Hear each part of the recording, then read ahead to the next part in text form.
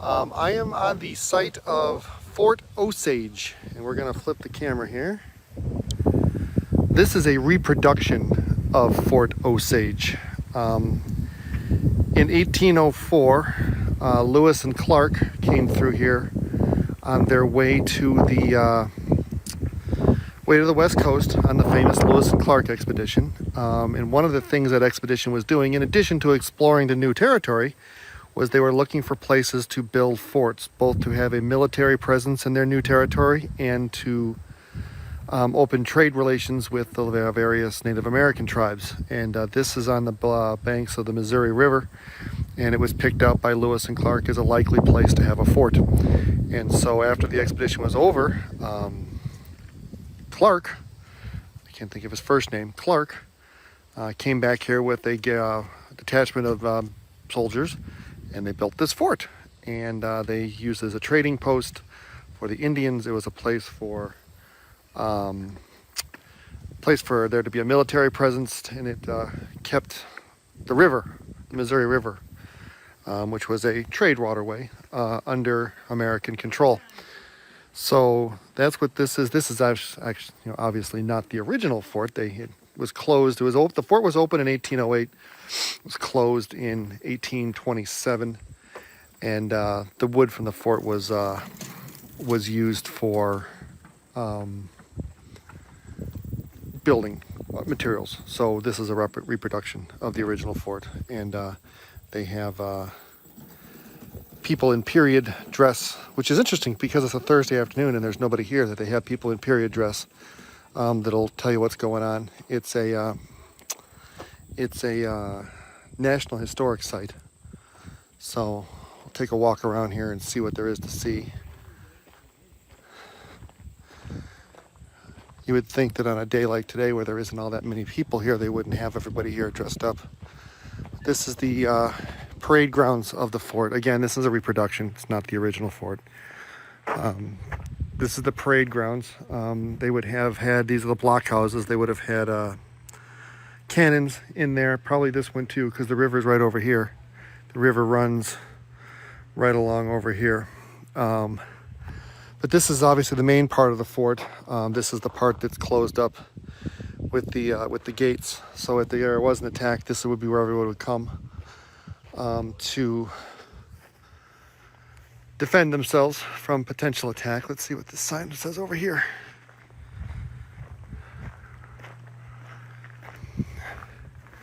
Fort Osage is designated a National Historic Landmark. 1962. Restoration was started in 1941 and completed in 1962. So this is, it's a reproduction.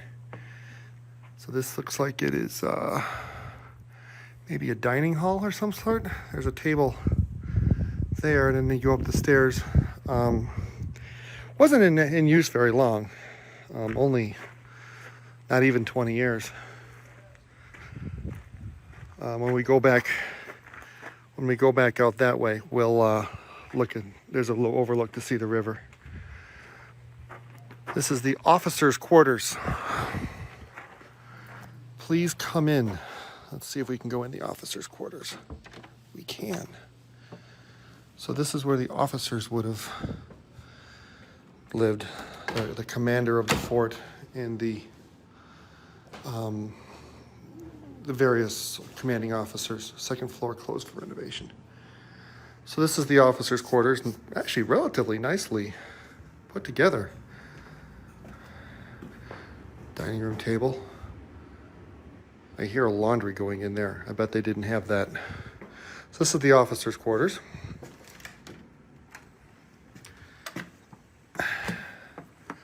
Looks like maybe we can go in the guardhouse. They had a video in the visitor center attached to this, talking about how they would have, that was where they would, soldiers would stand watch, and on the other side of this, facing out, there would be cannons. And they could use the cannons to attack if any boats were on the river. So this is where you would stick your gun out to take shots. And any other rivers out there. So we'll go up the stairs here and see if we can see out. to the river.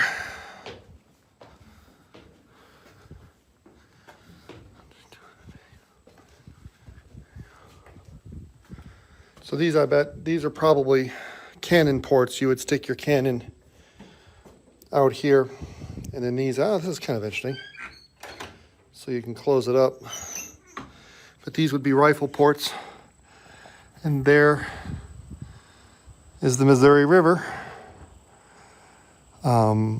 At the time, wow, it looks low. Look at all that open. Look at all that. Let's see if I can zoom in. Hold on here. Under that bridge, look how much land is showing. And the river is very low. The Missouri River was a major waterway in the early part of the 1800s. So it was a good thing for the United States to have a fort with its guns trained on that river, so that anybody coming down that river knew that there's a new sheriff in town. I gotta go down this thing here without, let's see here. Okay, very steep stairs. No physically disabled American soldiers in 1808. Or 1827 for that matter. Let's go take a look over here. I didn't see anywhere, I'll have to go back and do some reading on the signs and stuff. Actually, I got this brochure. I guess I could look here. I didn't see anywhere that it said how many soldiers were here. It did say that there was a trading post here. This looks like it's just another guardhouse. I'm not going to go up there. They did say that there was a trading post here to trade with the Indians and any other, people that were in town. There probably was a store for the soldiers to buy stuff. I don't believe. Okay, so this looks like, okay, this is a blacksmith store. I know they said in the visitor center that sometimes they had a blacksmith in here working this, but there's nobody here. It's a Thursday afternoon, so they probably don't have anybody working the blacksmith. But there's a blacksmith's shop. See what this one is. This looks like it might be a woodworking. Maybe they're building like wooden tools and stuff.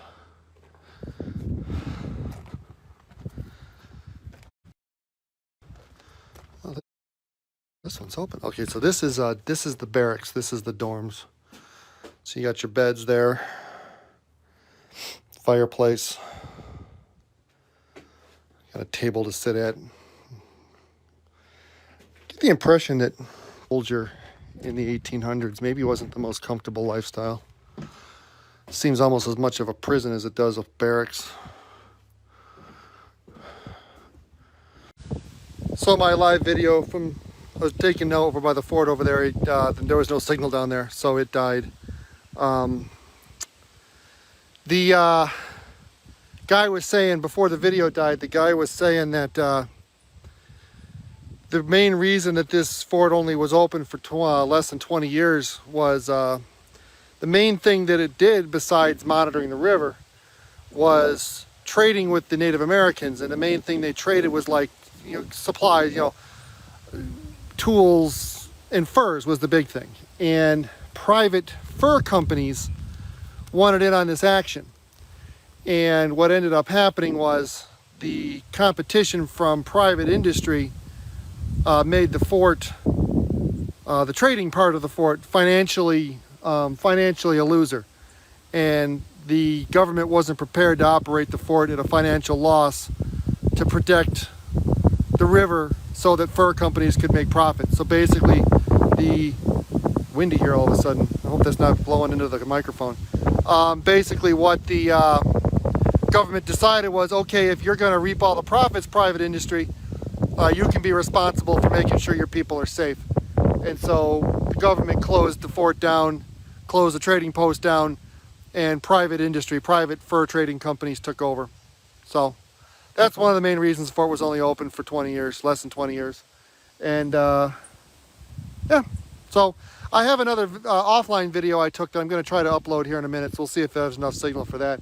But that is Fort Osage, and there you go. That's Fort Osage. It's a reproduction, but that's Fort Osage. And then over here we've got, and I don't know how well you're going to be able to see it because, what does this thing say? Indian line. I don't know what that means, but this is the Missouri River over here down this. You can't see it very well. Anyway, hope everyone has a nice day. That was Fort Osage on the Missouri River outside of Kansas City. Bye. So my live video kicked out. No signal, so I'm recording this one offline, and I'll just put it up later. This is just more barracks. So we're gonna walk outside of the, what's this? Oh, this is just another guardhouse. So they had guardhouses at each corner of the fort, and that one looked out on the river in addition.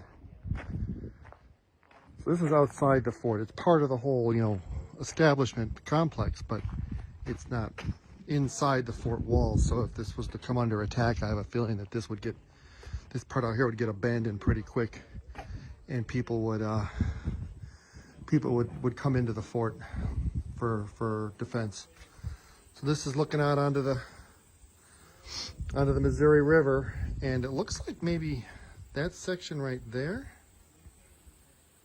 is dammed up, or it does not look like a natural formation. It looks like maybe somebody put that there. My assumption would be one of the I don't think this was here in 1808. One of the interactive folks is giving a little talk. They have 2 or 3 people here in period dress who are talking around. We're gonna take a walk down here. So what they're probably actually going to do is say, hey, go take the stuff from the factory, we're running away.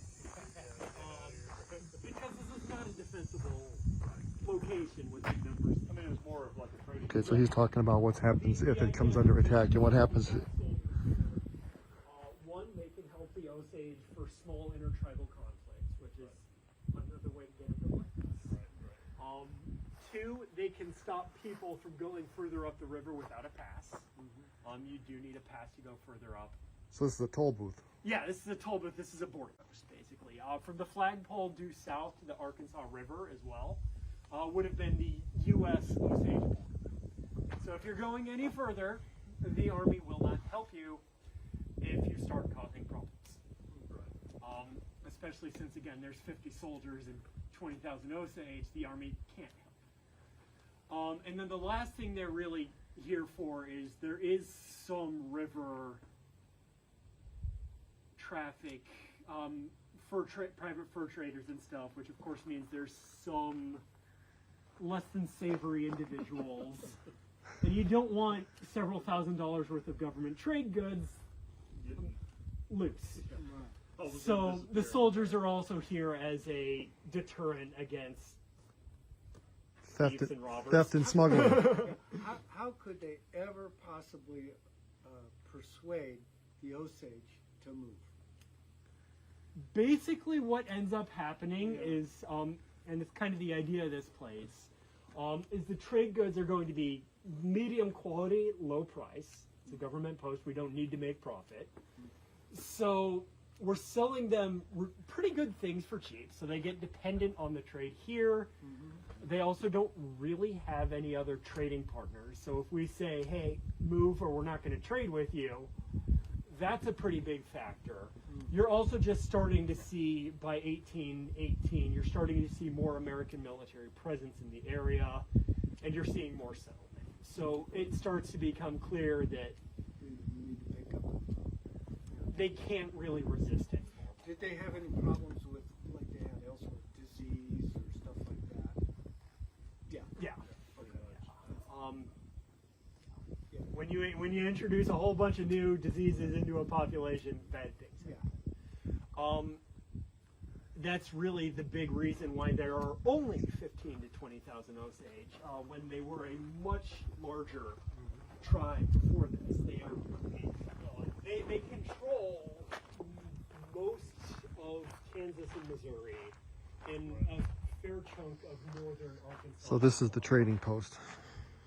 So you gotta have a lot of That guy was just saying basically that you only needed 50 soldiers, which I guess is how much was here. You only needed 50 soldiers because they weren't attempting to do any real fighting. They were more of a police force. What they held over the Osage, which was the Native American tribe in the area, what they held over them was trade. They had stuff that the Osage couldn't get anywhere else, so they kind of squeezed them out.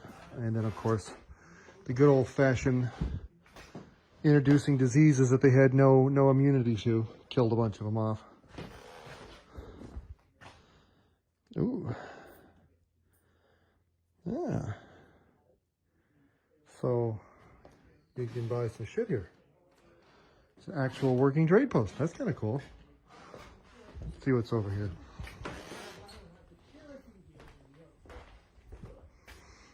This looks like a dining room, meeting room maybe.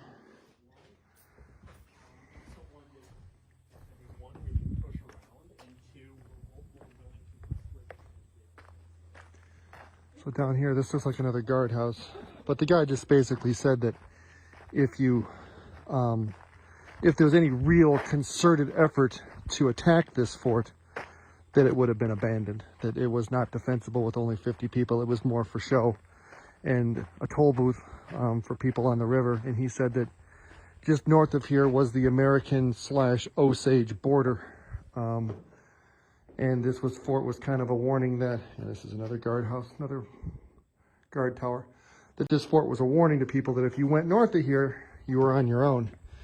Now, if you went up into Osage territory and did something dumb like stealing and robbing and killing, that you were basically, you're on your own, that the United States government wasn't going to help you. Number one, because you're in Osage territory, and number two, because there's only 50 soldiers here. They're really not going to be able to help you do much.